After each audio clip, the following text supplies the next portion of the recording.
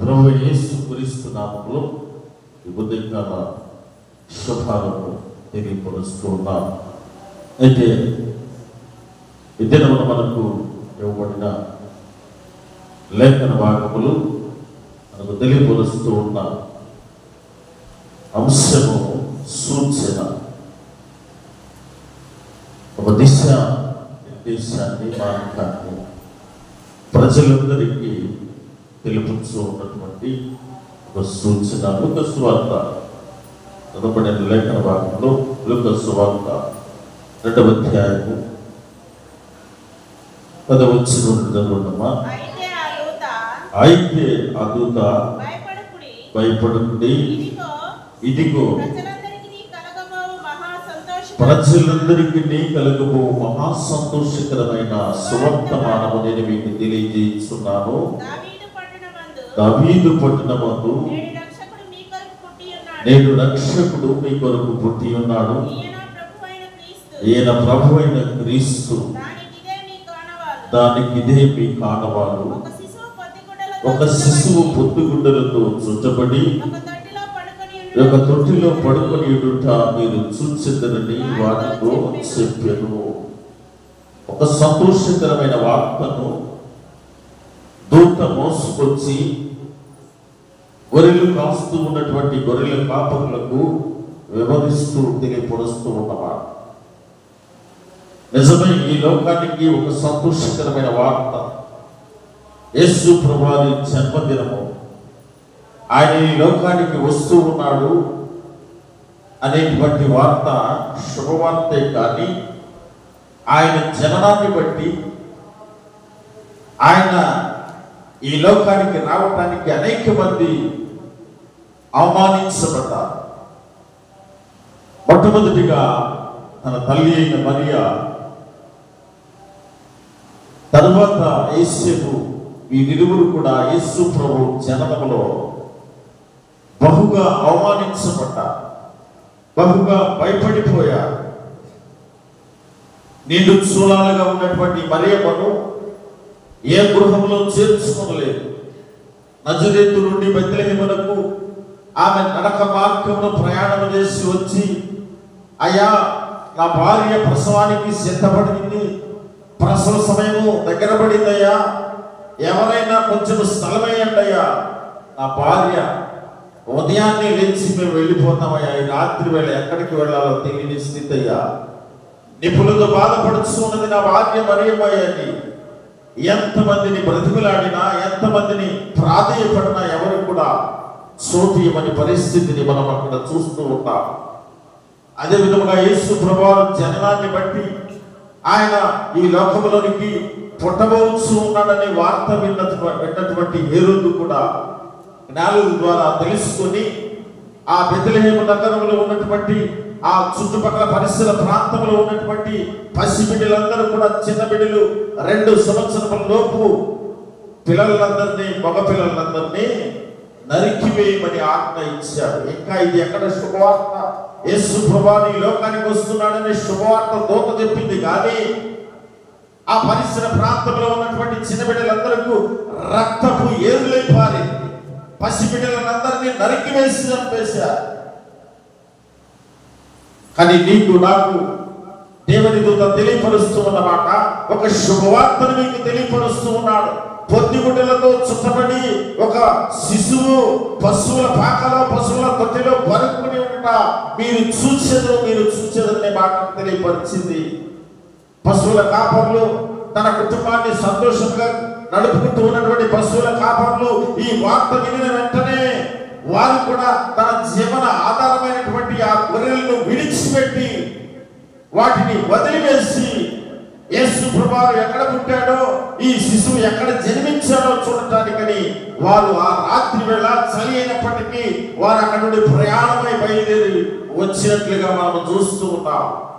యేసు ప్రభువు జన్మదినంలో, యేసు ప్రభువు ఈ లోకానికి వచ్చే సమయంలో ఎంతమంది ఇన్ని ఆటంకములు పడితే, దేవుని దూత మాత్రమే మీకు ఒక శుభవార్త, ఈ లోకానికే ఒక వెలుగు రాబోతు ఉన్నదని మాట తెలియపరిచింది.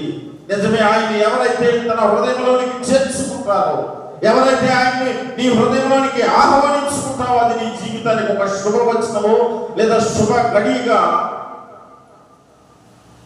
మనం అన్వయించుకోవాలి. మన జీవితానికి యేసు ప్రభు గనుక నీ జీవితంలో ఉంటే, యేసు ప్రభు గనుక నీ హృదయంలో ఉంటే, నీ జీవితం అంతా కూడా ప్రకాశవంతమైన జీవితంగా మార్చబడింది. ఎందుకంటే ఆ దినమున యేసు ప్రభువు జన్మించినటువంటి పశువుల పాకనిచ్చినటువంటి ఆ పశువుల కాపరి, ఆ పశువుల పాక యజమాని, ఆ చుట్టుపక్కల ఉన్నటువంటి ప్రజలందరూ వచ్చారు. యేసు ప్రభువు జన్మించారంట కదా, యూదుల రాజు అంట కదా, ఈ లోకానికి రక్షకుడు అంట కదా అని పరుగు పరుగున అందరూ వచ్చి ఆయన్ని చూడటానికి వస్తూ ఉంటే, ఆ సత్రపు యజమాని పశువుల పాకను ఇచ్చినటువంటి ఆ యజమాని మాత్రము ఒక్కసారి కూడా వచ్చి దర్శించలేదు యేసు ప్రభువు. ఒక్కసారి కూడా వచ్చి చూడలేదు యేసు ప్రభువు.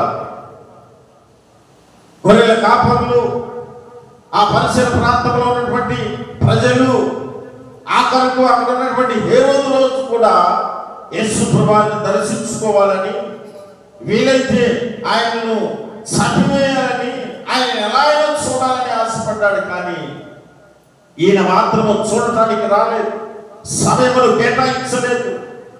నీవు నేను కూడా యేసు ప్రభువుని మన హృదయంలోనికి ఆహ్వానించుకున్నా ఇప్పటి వరకు మనకున్నటువంటి జీవితాన్ని వృధా చేసుకున్నామేమో. ఈ ఉదయకాలమున, ఈ తెల్లవారుజామున దేవుడు నీతో నాతో మాట్లాడుతూ ఉన్నాడు. మీకు ఇదే ఆనవాళ్ళు, పొద్దుగుడలో చుట్టబడి ఒక దిగంబరిగా, ఒక దరిద్రుడిగా ఈ లోకానికి వస్తూ ఉన్నాడు ఒక వ్యక్తి. ఆయన నీ హృదయంలో, నీ మనస్సులో, నీ ఆలోచనలో, నీ కుటుంబంలోనికి ఆయనకి చేర్చుకో. 2 దినాల్లో చూస్తూ ఉన్నాం, ఒక బాధ వెంబడి మరొక బాధను కుటుంబాల్లో వస్తూ ఉన్నవి. ఇబ్బందులు పడుతూ ఉన్నాం, ఆటంకపడుతూ ఉన్నాం. కారణము మనం ఎప్పుడైతే దేవునికి దూరం అయిపోతూ ఉంటామో, సాతాను మన గృహంలోనికి ప్రవేశించి వాడు మనల్ని మోయలేని బాధను మన మీద మోపుతూ ఉంటాడు. తద్వారా చూసి సంతోషపడుతూ ఉంటాడు సాతానుడు. ఇతను మన వలలో చిక్కుకున్నాడు, ఇతను బాధపడుతూ ఉంటే మనం చూస్తూ ఉన్నాం, సంతోషపడుతూ ఉన్నాం. చివరికి ఇతను ఇలాగే హింసించబడి తదుపరి ఆయన మరణము సంభవించి చివరకు మన నరకములోనికి పడవేయబడతాడని సాతానుడు కిటికీలో నుండి తొగి చూస్తూ, ఎదురు చూస్తూ, ఆశతో నవ్వుకుంటూ ఉన్నాడు. కానీ నా దేవుడు మాత్రం అలా కాదు. పొద్దుగుడల్లో చుట్టబడి ఒక పశువుల పాకలో పొరండుకొని ఉన్నాడు. నీ కొరకు, నా కొరకు దిగంబరిగా ఈ లోకానికి వచ్చాడు. దేవుడంటే ఉన్నతమైన స్థితిలో ఉండవలసిన వాడు, దేవుడంటే కొండ మీద ఉండవలసిన వాడు, దేవుడంటే ఆకాశంలో ఉండవలసిన వాడు కదా. దిగంబరిగా ఈ లోకంలోనికి రావటమైంది, తగ్గించుకొని రావటమైంది. ఆ చనిపోయిన, పాడుపడిపోయినటువంటి ఆ పశువుల పాకలో దుర్గంధంలో ఉండటమేంటి అని అనేక మంది సూటిపోటి ప్రశ్నలు వేస్తూ ఉంటారు క్రైస్తవ జనాంగాన్ని. కానీ దేవుడు అనేవాడు అక్కడ ఉంటే మానవుడు ఎక్కడే ఉంటాడు. నిన్ను నన్ను రక్షించడానికి చాలా దూరం ఉంటున్నది. కానీ ఆయనే స్వయంగా నీ కొరకు ఈ లోకంలోనికి తను తాను తగ్గించుకుని నీ దగ్గరకు, నీ ఇంటికి వచ్చాడు, నీ హృదయంలోనికి వచ్చాడు, నీ చేయి పట్టుకోవాలని ఆశపడుతూ ఉన్నాడు. ఆయన పుట్టక ముందే యెషయా ప్రవక్త ఈ మాటను తెలియపరిచినటువంటి సందర్భం. యెషయా గ్రంథం ఒకసారి చదవమ్మా. యెషయా గ్రంథం 7వ అధ్యాయము చదవమ్మా 14వ వచనం. కాబట్టి ప్రభు తానే ఒక సూచన మీకు చూపును, ఆలకించుని. కన్యక గర్భవతి కుమారుని కని అతనికి ఇమ్మానుయేలు అని పేరు. ఇమ్మానుయేలుగా నీకు నిరంతరము తోడైండి, నిన్ను కాపాడేవాడు. నీకు తోడైనటువంటి దేవుడు ఇమ్మానుయేలు, నిన్ను కాచేటువంటి వాడు నీ దేవుడు. ఆ దేవుడు నీ జీవితాన్ని భద్రపరచాలని నీకు సదాకాలము తోడుగా ఉన్నాడు. ఆనాటి దినములలో యేసు ప్రభువు ఈ లోకానికి రాకముందే, ఒక 700 సంవత్సరముల ముందే పూర్వమునే ఈ వాగ్దానములన్నీ బయలుపరచబడుతూ ఉన్నవి. ఇదిగో ఈ లోకాన్ని విమోచించడానికి, ఈ లోకాన్ని రక్షించడానికి, లోక పాపములు మోసుకుని ఒక గొర్రె పిల్ల వస్తూ ఉన్నది.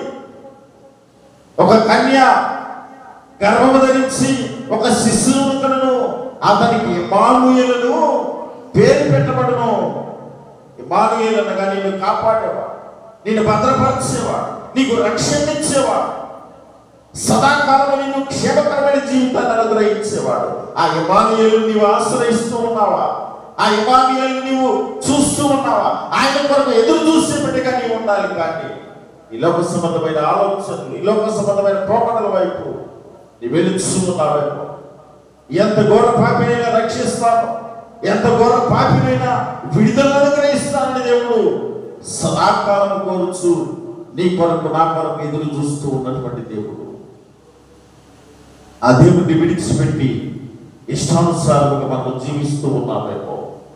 నీకోసం నా కోసం ఆయన ఈ లోకానికి వచ్చిన సర్వశక్తిమంతుడు నశించిపోతున్నటువంటి పాపిష్టి మనిషి కొరకు ఆయన తన అద్వితీయ కుమారుని ఈ లోకానికి పంపించాడు. నీ కొరకు, నా కొరకు, మన ఒక్కరి కొరకు మాత్రమే కాదు, ఈ లోకములో ఉన్న ప్రతి ఒక్కరి కొరకు. అందుకనే దేవుడు లోకమును ఎంతో ప్రేమించాడు. నేను ప్రార్థనకు వస్తున్నాను కదా, నన్ను మాత్రమే దేవుడు ప్రేమించాడు అనుకో. నేను పాటలు పాడుతున్నాను కదా, నన్ను మాత్రమే దేవుడు ప్రేమిస్తాడు అనుకోవచ్చు.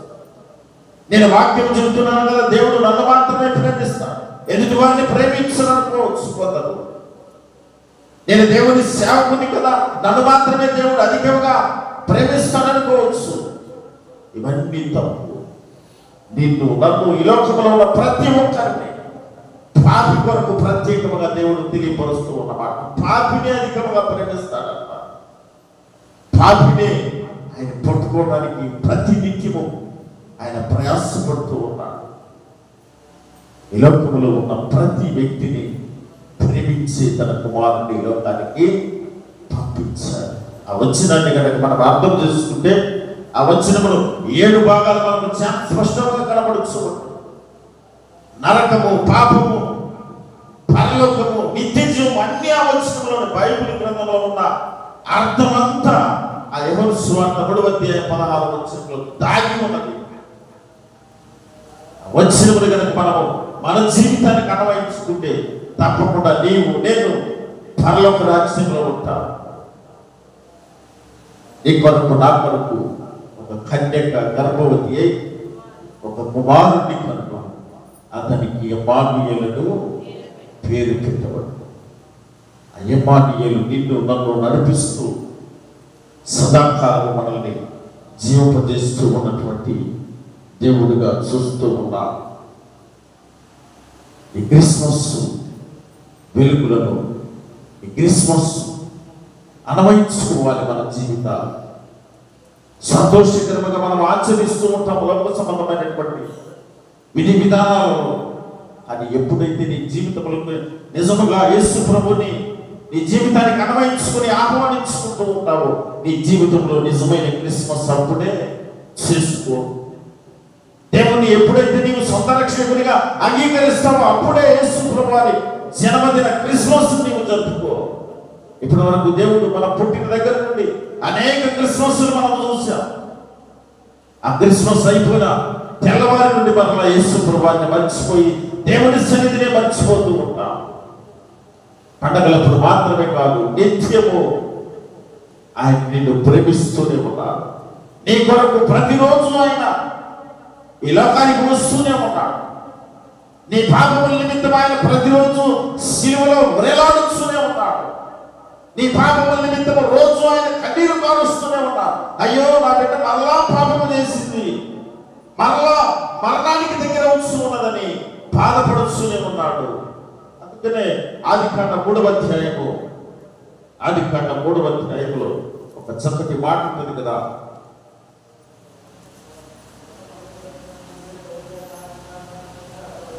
15వ వచనం చదువుకుంటామా, 20వ వచనం చదువుకుంటామా. ఆదాము తన భార్యకు హవ్వ అని పేరు పెట్టెను, ఏలయనగా ఆమె జీవము గల ప్రతిదానికి అవ్వ ఈ లోకానికి పాపము రావటానికి ఒక మార్గాన్ని చూపించింది. అవ్వ ఈ లోకంలోనికి పాపాన్ని తీసుకొచ్చింది. పాపము తీసుకొచ్చి ఆ పాపమును తన భర్తకు కూడా అంటించింది. దేవుని ఆజ్ఞను మేరటమే పాపముగా దేవుని గ్రంథంలో మనకు చాలా స్పష్టంగా తెలియపరుస్తూ ఉన్నది. చెప్పాడు మొట్టమొదటిగానే, నీకు ఈ లోకంలో ఉన్న వాటి అన్నిటి మీద హక్కు ఇస్తున్నా, సర్వాధికారాన్ని నేను ఇస్తున్నా, కానీ ఒకటి మాత్రమే నీవు చేయవద్దు. ఈ మధ్యలో ఉన్నది ఒక చెట్టు, ఆ చెట్టు ఫలములు మాత్రమే నువ్వు తినద్దు. నీకు అంతకంటే రుచికరమైన ఆహారము ఎక్కడ పడితే అక్కడ నీకు దొరికేటట్టుగా నేను చేశాను. నీవు ఏ జంతువుని తింటావో తినేసి, ఏ పక్షిని తింటావో తినేసి, ఏ చేపలుగా ఉన్నో జలములో విస్తారముగా ఉన్నో నీ ఇష్టం వచ్చింది తినన్నాడు. కానీ ఈ ఒక్కటి మాత్రం తినొద్దని చెప్పాడు. ఆ ఒక్కటి మీదే మానవుని దృష్టి కేంద్రీకృతమయ్యాడు. ఎందుకు దాన్ని తినొద్దు అన్నాడు? ఇవన్నీ ఎందుకు తినమన్నాడు? మనము కూడా దేవుడు నన్ను వెంబడించండి అని దేవుడు తెలియపరుస్తూ ఉంటే ఆయన్ని వెంబడించడం మానేసి లోకానుసారమైన వాటినన్నిటిని మనం వెంబడిస్తూ ఉన్నాం. తద్వారా మన కుటుంబంలోనికి, మన జీవితంలోనికి, మన హృదయంలోనికి పాపాన్ని మనమే తెచ్చుకుంటూ ఉన్నాం. ఏ విధంగా ఈ లోకానికి చేయకూడదు ఆజ్ఞ మీరిందో పాపం ఈ లోకంలోనికి ప్రవేశించింది. తన కుటుంబానికి, తన భర్తకు, తన బిడ్డలకు, చివరికి ఆమె ప్రసవ వేదనను పొందుకునే స్థితిని ఆ పాపము ద్వారా తీసుకొచ్చింది. అందుకని సాతానికి, మానవునికి వైరాన్ని అక్కడ మనం ఆ పై వచ్చినలో మనం చూస్తూ ఉంటాం. క్రీస్తునందు ప్రియమైనటువంటి దేవుని బిడ్డలా, మన పాపపు జీవితాన్ని మనం విడిచిపెట్టాలి.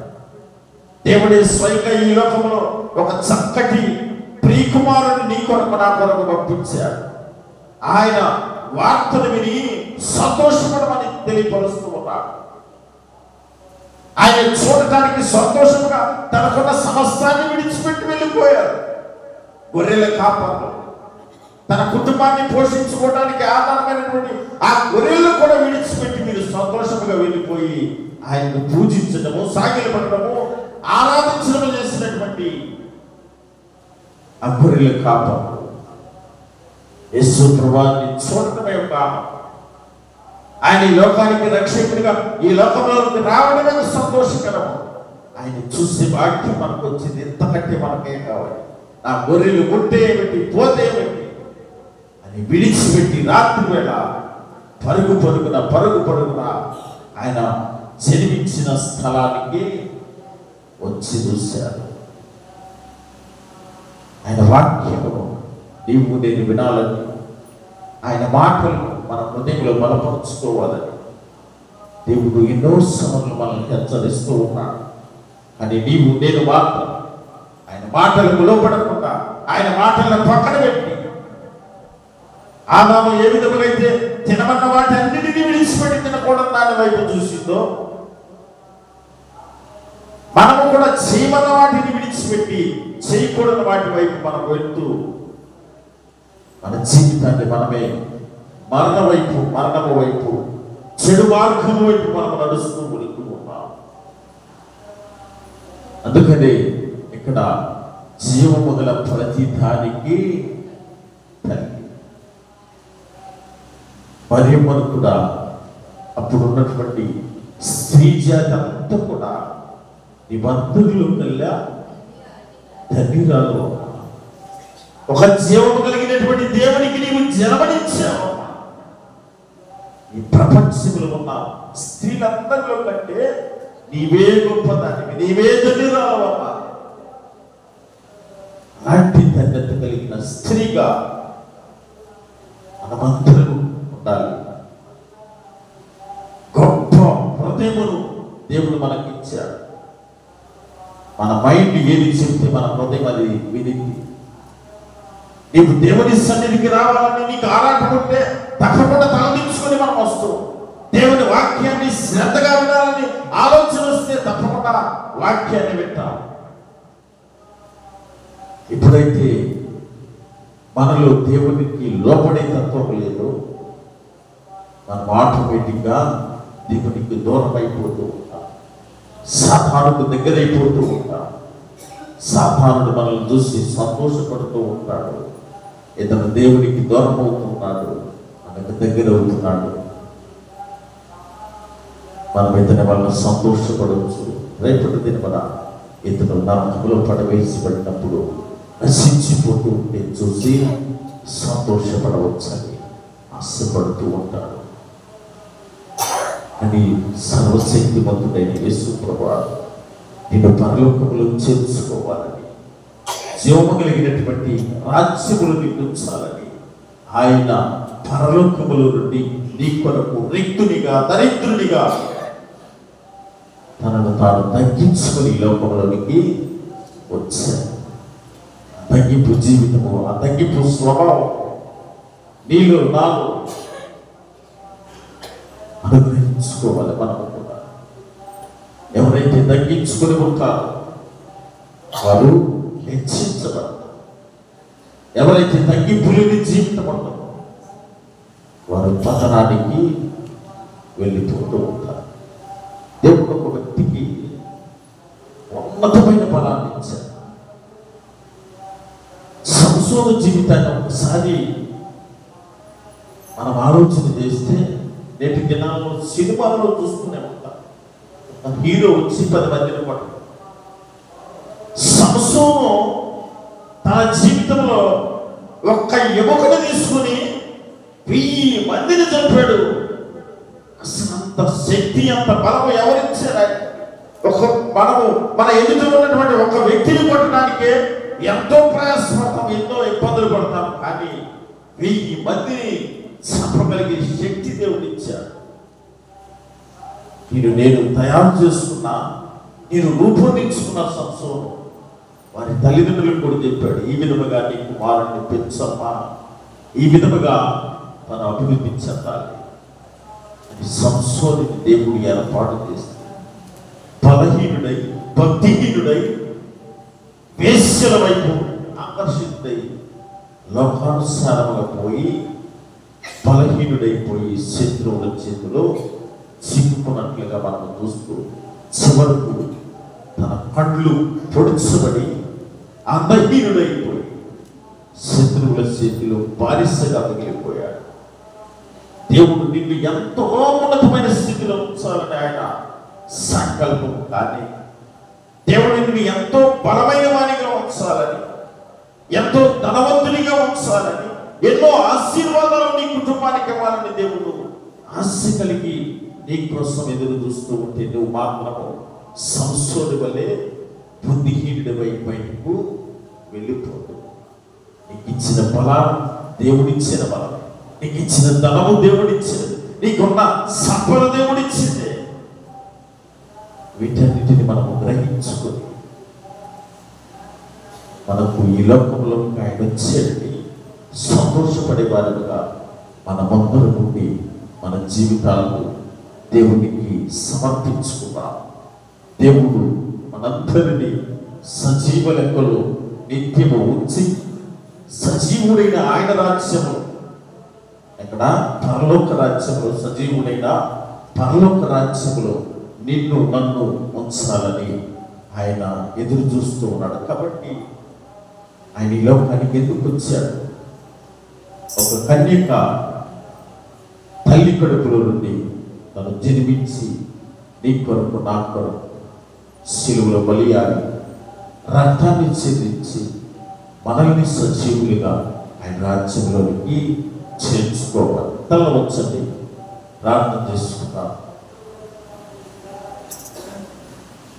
పరిశుద్ధుడైన దేవా, ప్రేమ కలిగిన మా తండ్రి, మా రక్షక, మా విమోచకుడు, మా యేసయ్య, ఈ 2వ దినములో ప్రభువా మీరు ఈ భూమి మీద పుట్టక మునిపే 700 సంవత్సరముల క్రితము ఒక ప్రవచనమును తెలియపరిచారు ప్రభువా. యెషయా భక్తుడు,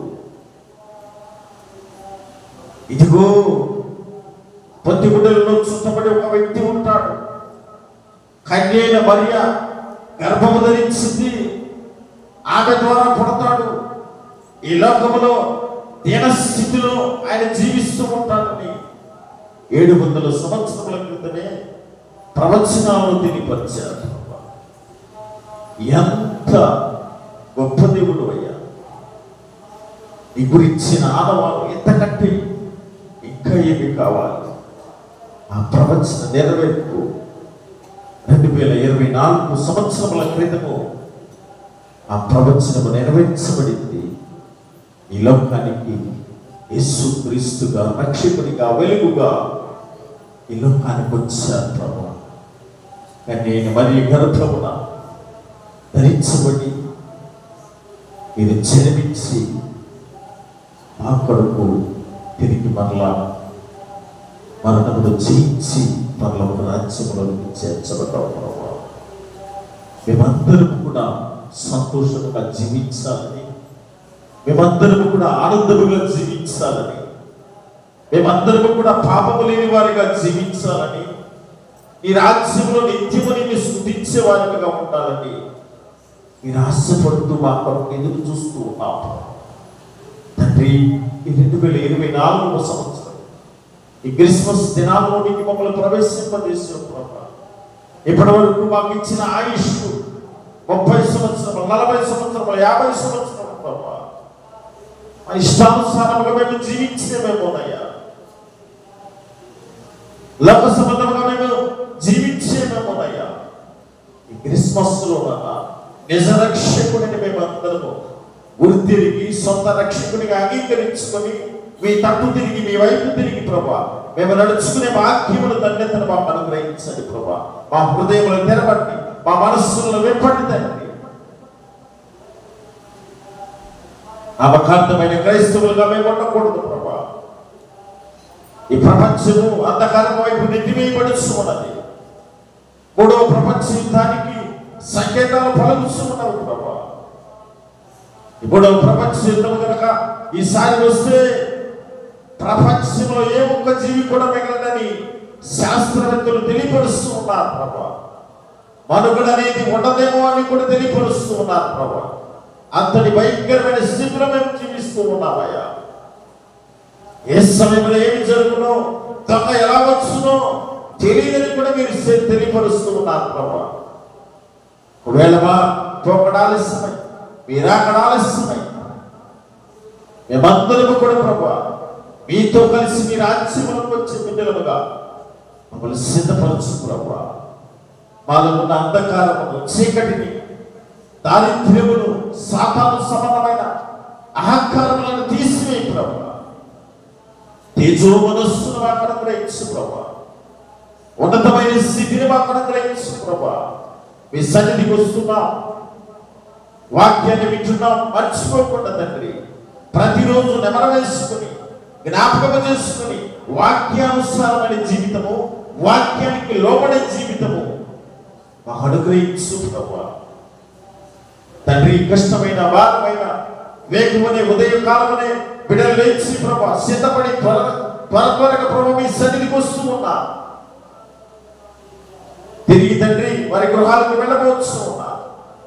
ఈ దినానికి కావలసిన బలమును, శక్తిని, ఆరోగ్యమును, ఆశీర్వాదములను బిడ్డలకు అనుగ్రహించండి ప్రభా. మా పని పాటల్లోనికి ప్రభా మేము ప్రవేశించబోతుండగా అనేక మంది బిడ్డలు ప్రభా, చేతి వృత్తి పని బిడ్డలు, వ్యవసాయ కూలి పనులు, ఉద్యోగములు చేయించిన బిడ్డలు, వ్యాపారములు చేయించిన బిడ్డలు ప్రభా, వాహనములు నడుపుతున్నటువంటి బిడ్డలు ప్రభా, మా పని పాటలు మేము ప్రారంభించుకునవచ్చు ఉండగా మీ సన్నిధిని, మీ ప్రసన్నతను, మీ కాపుదలను మా అందరి మీద మెండుగా కుమ్మరించి మమ్మల్ందరినీ బలపరచమని, ఈ దినానికి కావలసిన సమృద్ధికరమైన దీవెనలు, ఆరోగ్యమును, ఆయుష్ను కూడా మాకు అనుగ్రహించమని, మరలా రేపు మీ సన్నిధికి వచ్చి మిమ్మల్ని స్తుతించు పర్యంతం ఈ కాపుదలను ప్రతి బిడ్డ మీద, ప్రతి కుటుంబం మీద మెండుగా అనుగ్రహించమని మా ప్రభువైన యేసుక్రీస్తు వారి శ్రేష్టమైన నామమును అడిగి విడికొడుచున్నాము తండ్రి. ఆ వేడి పరలోక వందన మా తండ్రి, నీ నామం పరిశుద్ధపరచబడునుగా, నీ రాజ్యం ఉంచునుగా, చిత్త పరలోక వందన నెరవేరినట్లు భూమి మీద నెరవేరునుగా. మాను దినహారం మాకు దయచేసి, వాడిలా అపరాధం చేసిన వారిని మేము క్షమించిన ప్రకారం మా అపరాధములను క్షమించు, మమ్మల్ని శోధనలకే కాదు తప్పించు. రాజ్యం, శక్తి, మహిమ నిరంతరమునివైనావు తండ్రి. ఆమేన్. మన తండ్రి దేవుని ప్రేమై, ప్రభువైన యేసుక్రీస్తు కృపై, పరిశుద్ధాత్మ నిండి సహవాసం చేరువచ్చిన మనకు, మన సంఘము, సకల పరిశుద్ధులకు సదాకాలం దేవుని ఆత్మతోడు నడిపించునుగాక.